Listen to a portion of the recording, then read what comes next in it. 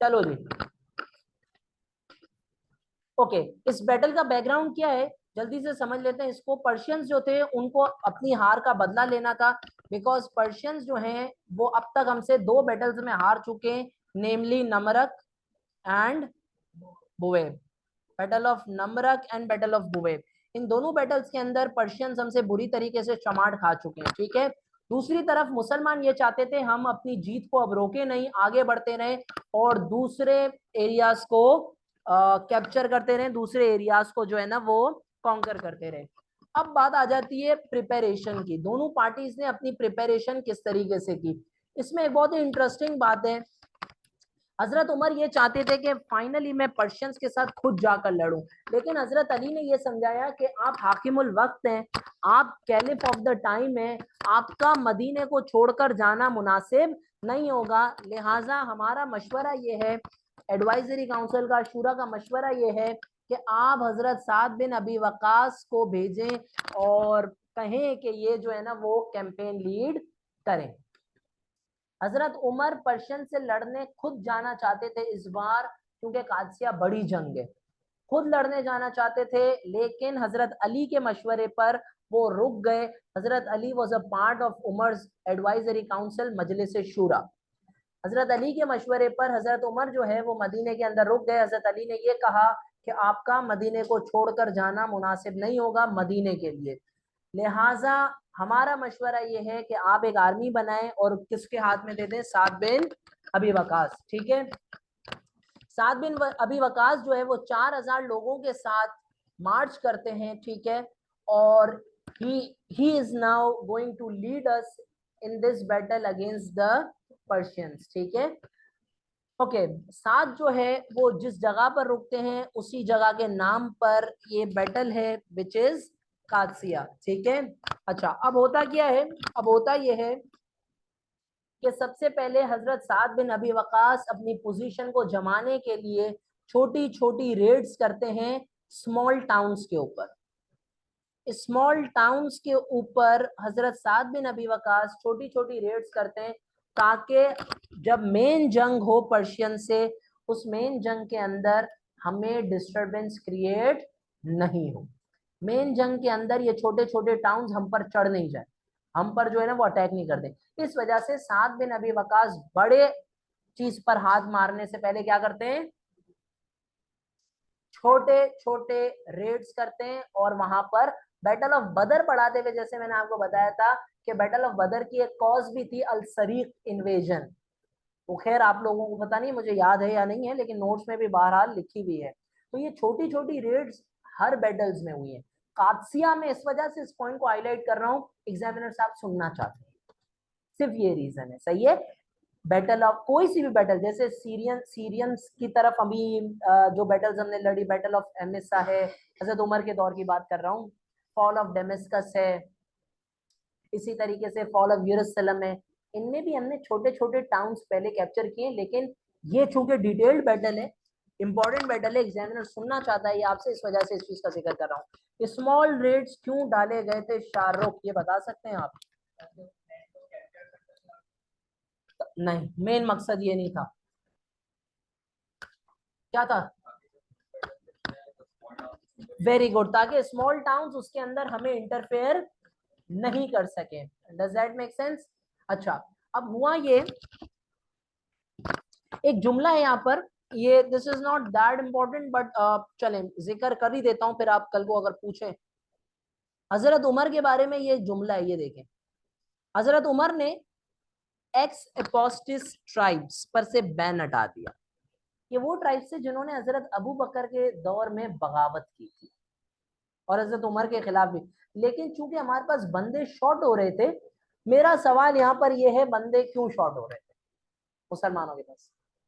इस जंग के लिए बंदे क्यों शॉर्ट हो रहे थे?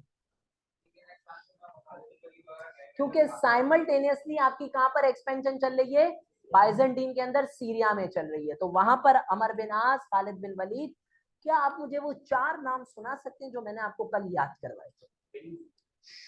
4 नाम मैंने आपको बोले थे, आपको बाइजेंटीन के अंदर याद करने हैं, जी बताएं। सॉरी, अमर बिन आस, अमर बिन आस तो आज याद करवाया था, कल याद नहीं कराया था। यजीद बिन अबू सुफियान, शुराबिल बिन हसना, खालिद बिन वलीद, हाँ शाबाश, अबू बकर, अबू उबैदा इब्ने जरा। ठीक है, समझ में आई बात। तो खैर कमिंग बैक, अच्छा अब मुसलमानों की तो हमने कहानी सुन ली, अब बात करते हैं पर्शियंस की। पर्शियंस दोबारा से हमारे पास कौन आ गए, रुस्तम फर्रुखजाद। रुस्तम फर्रुखजाद 60,000 आर्मी लेकर के आते हैं। कितने की आर्मी, 60,000 की आर्मी लेकर आते हैं। And he comes to the river Euphrates, जिसके करीब कादसिया पे हम मुसलमान ठहरे हुए हैं। अब आ जाते हैं इस चीज के ऊपर कि मेन जंग के इवेंट्स क्या है, main events of the battle. Okay, अचानक से इस बैटल के अंदर साद बिन अबी वकास बीमार पड़ जाते हैं। साद बिन अबी, यहाँ पर दो रिवायतें, ठीक है, आई डोंट नो यहाँ, अच्छा यहाँ पर नहीं लिखी हुई है, आप जॉट डाउन करना चाहते हैं आप कर सकते हैं। पहली रिवायत ये कहती है कि साद बिन अबी वकास को सिवियर इलनेस हो गई, और दूसरी रिवायत यहाँ पर ये कहती है कि उनको बैक का एक सिवियर इशू हो गया, बैक प्रॉब्लम, जिस वजह से वो उठ नहीं पाए। ठीक है, साद बिन अबी वकास बिस्तर पर थे, ठीक है, और साद बिन अबी वकास ने बिस्तर से रहते हुए हमें डायरेक्शंस दी कि जंग किस तरीके से लड़नी। सबसे पहले साद बिन अबी वकास ने डेलीगेशंस भेजी, रुस्तम फर्रुखजाद को बोला तुम पहले भी हमसे पिट चुके हो, क्यों औकात में नहीं आते हो। ऐसा नहीं कहा, साद बिन अबी वकास ने वही 3 बेसिक कंडीशंस दी। वो 3 बेसिक कंडीशंस, पहली क्या होती है शाहरुख, इस्लाम कबूल करो, जिजिया दो, या फिर आप जिहाद के लिए प्रिपेयर कर दो। Does that make sense, are we clear on this.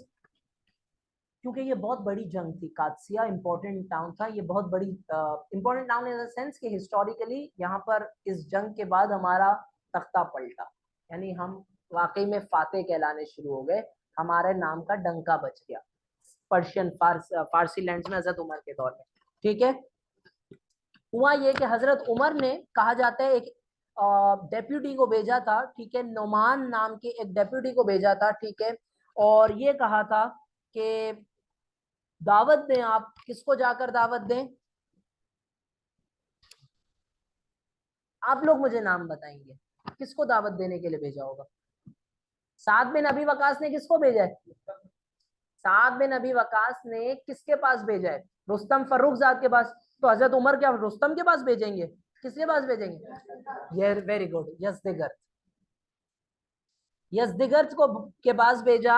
यज़दिगर्द ने जो है वो मिट्टी उछाल कर फेंक दी और कहा कि ये अपना फन बंद करो, बिकॉज यज़दिगर्द ने, वी नो, किसको भेजा था हमसे लड़ने के लिए, रुस्तम फर्रुखजाद को। तो he showed a lot of disrespect. ठीक है, तमाम नेगोशिएशंस फेल हो गई, यानी अब क्या होगी, जंग होगी।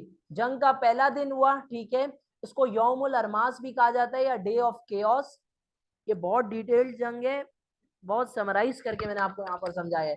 पहले मुबारिजून, मुबारिजून किसको कहते हैं, 1-to-1, आप इंग्लिश में ही लिखेंगे डुअल्स, 1-to-1 फाइट हुई, ठीक है, 1-to-1 फाइट के अंदर कौन जीता, मुसलमान जीत गए। उसके बाद दूसरे दिन भी पहले डुएल्स हुए, ठीक है। मीनवाइल, मीनवाइल सीरिया से हमें मदद करने के लिए कौन आ गए, Abu Ubaidah ibn Jarrah. Does that make sense, are we clear on this. अगर शाज ने कह दिया खालिद बिन वलीद, शाह साहब ने कहा खालिद बिन वलीद, अगर शाह अबू उबैदा की जगह खालिद बिन वलीद लिखता तो भी एक्सेप्टेबल होता, ठीक है, बिकॉज खालिद बिन वलीद और अबू उबैदा इब्ने जरा की जो कॉम्बिनेशन है वो सेम है। अब ये लोगों को जंगे ही नहीं पता, जो मैं अब बात करना शुरू कर दूं कि दमिश्कस के फॉल के बाद उमर ने पैगाम भिजवाया, हजरत उमर ने, खालिद बिन वलीद को अपनी पोस्ट से हटाओ, कमांडर इन चीफ अब मुस्लिम आर्मी का खालिद बिन वलीद नहीं रहेंगे, अबू उबैदा को कमांडर बनाओ। इसीलिए खालिद बिन वलीद ने अबू बकर के दौर में कहा था कि खालिद बिन वलीद ने अबू उबैदा इब्न जरा को ये कहा था अबू बकर के दौर में कि हालात का तकाजा ये है कि मैं आपके ऊपर हूँ और आप मेरे, वरना मैं आपके अंडर में फाइट करना चाहता हूँ क्योंकि आप मुझसे बहुत ही सीनियर साहबा। समझ रहे हो बात को? So all of these are interrelated things. ये जंग चलती रही, ठीक है। चौथे दिन तक पर्शियंस बिल्कुल हार चुके थे हमारे से, ठीक है। और मुसलमानों के पास क्या आ गई? मुसलमानों के पास आ गई victory. Does that make sense? Are we clear on this? सबसे बड़ी विक्ट्री मुसलमानों की इस जंग का सबसे बड़ा आउटकम पता है क्या है? रुस्तम मारा गया। इसमें बहुत सारी अलग अलग ट्रेडिशंस हमें मिलती है। एक रिवायत हमें ये बताती है कि रुस्तम जो था वो हाथी पर सवार था और एक सहाबी ने उनको शूट किया, उनकी हिप बोन टूट गई, गिरे वो, और सीधा पलट के किसमें गए? रिवर। किसमें गया Rustam? River.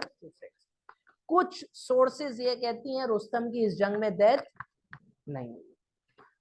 Majority sources agree के रुस्तम की इसमें डेथ हुई है, ठीक है। अ नंबर ऑफ सोर्सेज से कि उसकी डेथ नहीं हुई और वो बैटल ऑफ जालूला और बैटल ऑफ नाहवन, ये दो और भी बैटल्स है, बैटल ऑफ जालूला और बैटल ऑफ नाहवन, उनके अंदर भी वो पार्ट उन्होंने खैर anyhow, but we can write this के रुस्तम जो है ना वो रुस्तम जो है वो यहाँ पर फेल हो गए। अच्छा, कॉजेलिटीज पर आते हैं। मुसलमानों ने 8,500 साहबा की डेथ बर्दाश्त की और पर्शियंस ने 30 से 40,000, ठीक है। इस जंग का एक और इम्पोर्टेंट आउटकम ये था, मुसलमानों के पास अब स्ट्रेटेजिकली बहुत ज्यादा पावर और पोजीशन आ गई थी। अब फारसियों के अंदर किसका झंडा लहराने लगा? थोड़ी देर पहले मैंने आपको बताया, Muslim flag replace the Persian flag. कोई मसला? आप दवाई कौन सी लेते हैं? दिमाग की कोई दवाई लेते हैं हम लोग? अच्छा, कोई मसला? पर्शियन एक्सपेंशन समझ आ गई? बेटा ये चारों बैटल्स थोड़ा सा बोरिंग टॉपिक हो जाता है ये, क्योंकि जंगे जंगे जंगे, इसको आपको इसमें वो मजा नहीं आ सकता जो बदर और ओहद में आ सकता है, लेकिन क्या करें, टॉपिक का नेचर इस तरीके का है, ठीक है।